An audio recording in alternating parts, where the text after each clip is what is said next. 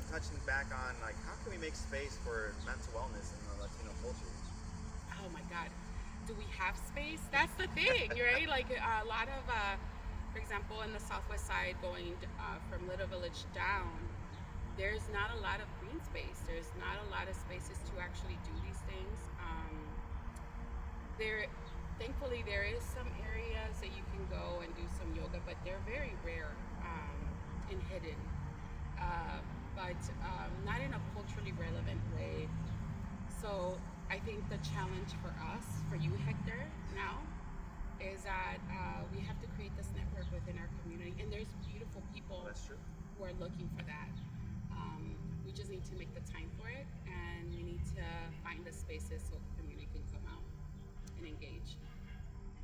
And then I feel like it just starts with our families. Like going off, it's so hard, just the generational differences that we have. With, Yes. like, going off with my grandparents, like, it was hardly ever talked about because I grew up with them. And then moving on with my mother and father, it was just, I see it behind closed doors. And then when I tried, like when I was finally into a teen, it was just more of a, what's going on with me, in a sense that I feel this certain way, but they tell me, ponte los pilas, something like that, like go out there, like what are you doing? Like stop, I was like, I'm acting this way not because I want to. And that's why I wish for the kids today to like go reach out or like actually read books about it, because I didn't know what mental wellness was until I embarked my journey by myself.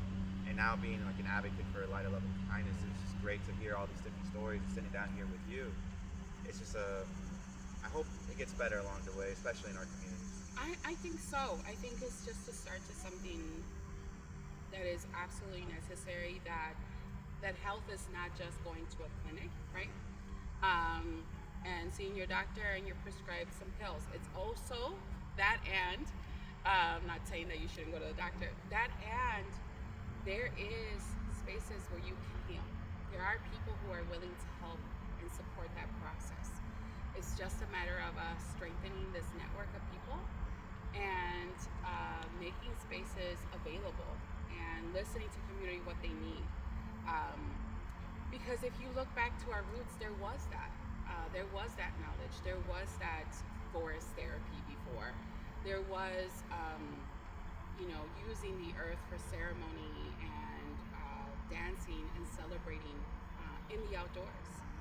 We've cleansed ourselves from that, but now it's about rediscovering and reconnecting and re-engaging and inviting our families and our community out to actually do this. It will be it's uncomfortable. Some people are like, I have cousins who are like, I can't, this will be just too much for them, right? The sun, or there's bugs and they're afraid. So for me, it's about reintroducing, and my hope is that we can engage more of the Latino community and create a network of practitioners and facilitators and spaces for this healing for future generations, and for it to be normal, right? For sure. So that's what I hope. Hopefully eliminating that barrier that we have against mental wellness in our communities. Mm-hmm. And overall, is there your favorite event that you have curated, anything like that?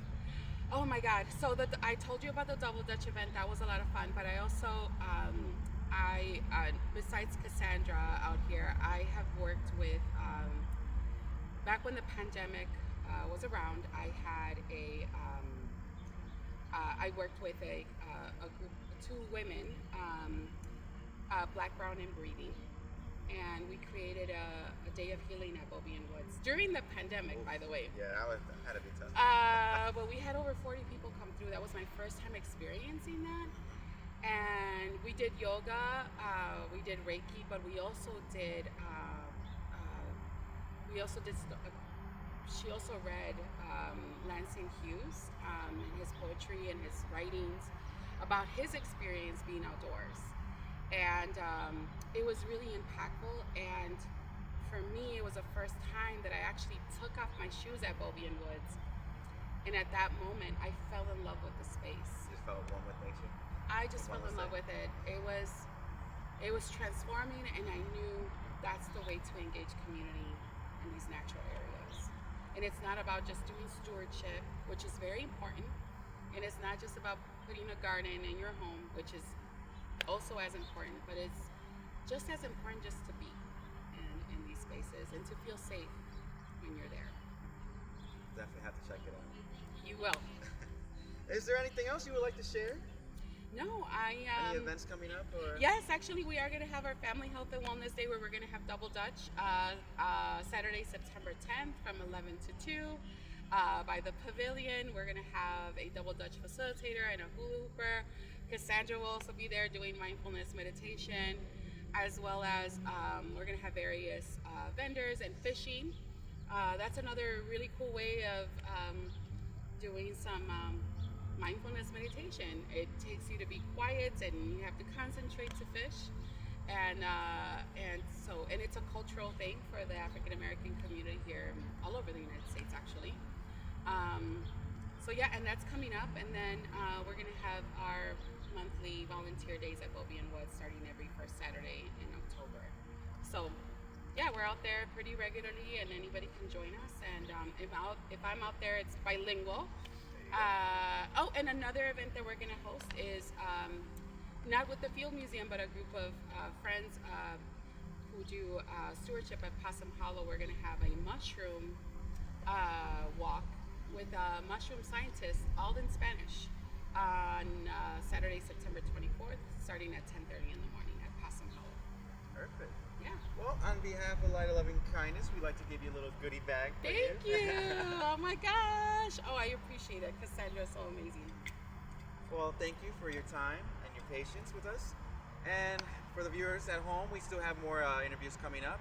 And thank you for continuing on listening to our journey and seeing our journey flourish with Paz Mental. Gracias.